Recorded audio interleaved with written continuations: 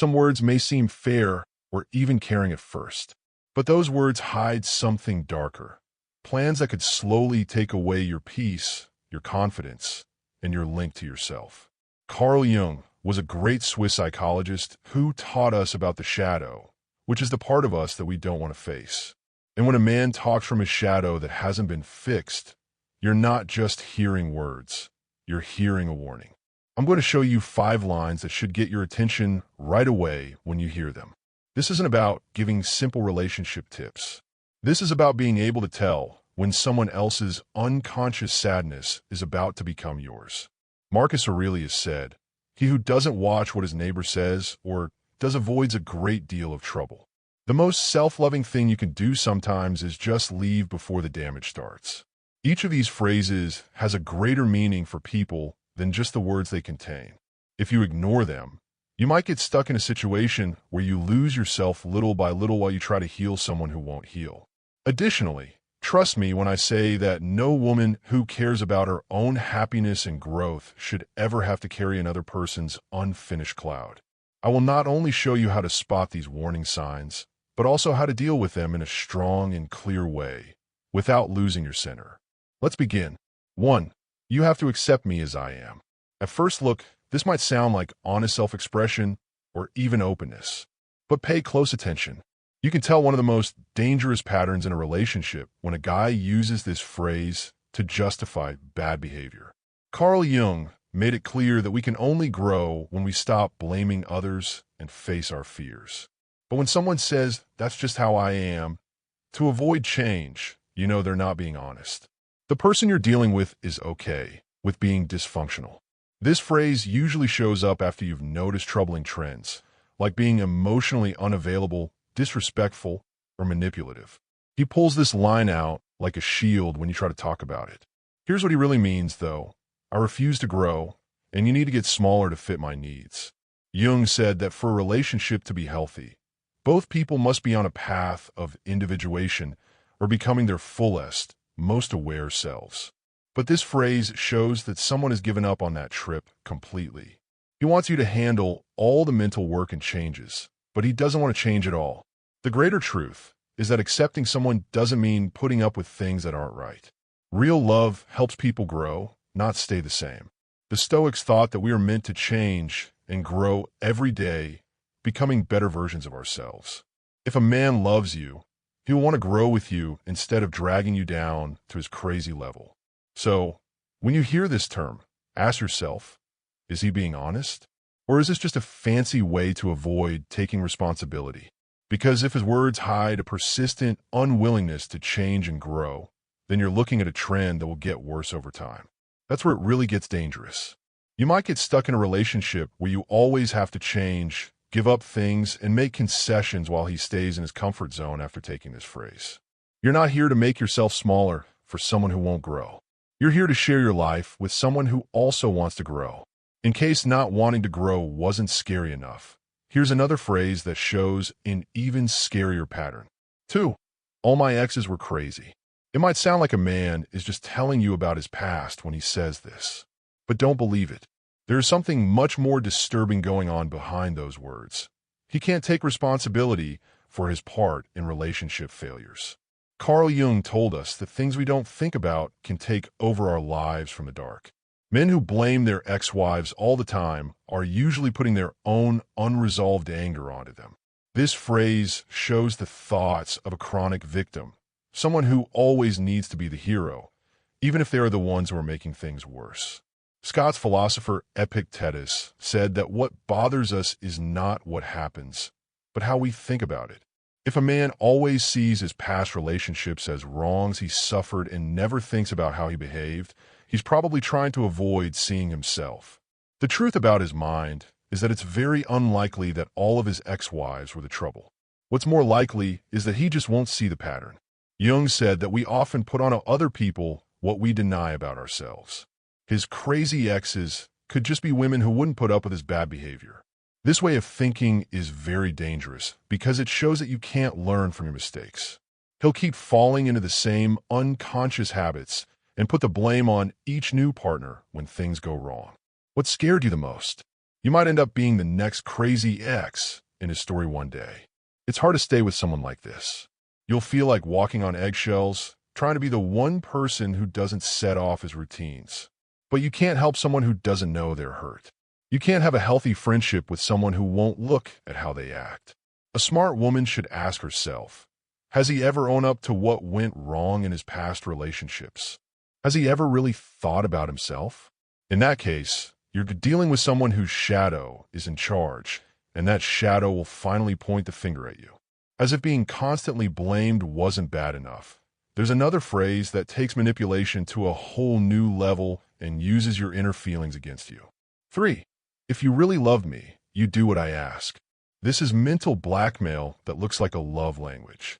It may sound like a sincere request at first, even a sign of weakness. But if you look more closely, you'll see that it's one of the most deceptive sentences ever. The Stoics thought that real love could not be pushed. It had to be given freely. However, this term is meant to take away your freedom of choice. Carl Jung said that relationships that aren't good usually start when one person tries to control the other on an emotional level. If a man says this to you, it's like he's drawing an imaginary line that says your love is conditional on doing what he wants. It's not love. It looks like love, but it's really power. When someone is emotionally grown, they make requests, not demands that are posed as tests of love. They know that respect, not emotional pressure, is what makes a friendship healthy. The most sneaky part? How this phrase changes over time. At first, it's just little things. You text me back faster if you love me. Then things get worse. You wouldn't hang out with your friends if you loved me. At some point, you start making choices based on your fear of letting him down instead of what you really want to do. Jung said that real love helps you individuate, which means it helps you become your best self. But this phrase doesn't work that way. It takes away your freedom little by little until you don't know if you're acting out of love or fear of losing his support. The most important thing to do in answer to this trick is easy but strong. Stay true to yourself. If someone loves you, they won't have to force you to do what they want. They pay attention, accept your boundaries, and value your independence, even if they don't agree with the choices you make. Because he's really telling you that your love should make it impossible for you to say no. That's not love. That's having something. And a woman who knows how valuable she is will never give up her freedom for someone's limited love. There is, however, a phrase that is even more hurtful than mental blackmail. 4. You're not enough for me. It's possible for these words to hurt deeply. They're meant to make you question everything about you, including your worth and who you are. But Carl Jung knew something that most people don't. When someone says that you're not enough, they're not about you. They're projecting their own inner emptiness, which includes hurts that haven't healed and a strong need to be in charge. Jung said that we judge other people for things we can't accept about ourselves. A man who makes you feel bad about yourself is really trying to deal with his own bad feelings by making you feel smaller. It's the worst kind of psychological fantasy. This phrase is especially harmful because it makes you want his praise all the time. At that moment, you start to try to be enough by working harder, giving more, and changing yourself to meet his constantly shifting standards. But here's the harsh truth. The goals will always be moved. You're not enough today for one reason. It will be something else tomorrow. The Stoics taught that our worth is based on our deeds and character, not on what other people think of us. One wise man told me, do not let another man's soul rule over yours. However, this term is meant to do just that. Make his opinion of you the standard by which you're judged. If someone really sees how valuable you are, they won't have to lower your worth to feel strong. They honor your skills, help you grow, and love you for who you are, not what they think you should become. Know this. When you hear these words, you're not getting helpful comments. The person you're dealing with has a shadow that hasn't been fixed yet, so he needs to tear you down to feel safe. His fear and lack of fulfillment are not your job to fix or fill. The most powerful thing you can do is remember who you were before you met him. Your strengths, your achievements, and your own worth, regardless of what other people say. Because you were enough all the time. You were with someone who wasn't awake enough to know what was going on. One last term that sounds like freedom, but feels like a trap might be the most sneaky one when it comes to unconscious behavior. 5. Do whatever you want was said in a mean way. It sounds like he's letting you go with this phrase, but pay attention to the tone. Watch how he feels.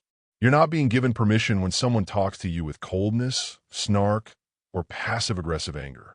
Instead, they're setting you up for an emotional trap. Carl Jung warned that the shadow could show itself in a sneaky way through something he called covert aggression. This sentence is a great example. He's not saying what he really means, but he wants you to figure out what he's trying to say. And be ready for the silent treatment, guilt trips, or mental withdrawal if you don't guess right. This is trickery that looks like permission. Go ahead and make your choice, but I'll punish you later is what he really means. It makes you feel like you have no choice but to do it or not do it. The Stoics thought that the best way to talk to someone was directly and honestly. Seneca taught us to speak in a way that doesn't need to be explained. That's not true for this phrase. It's meant to be vague on purpose, to keep you wondering and on the edge of your seat.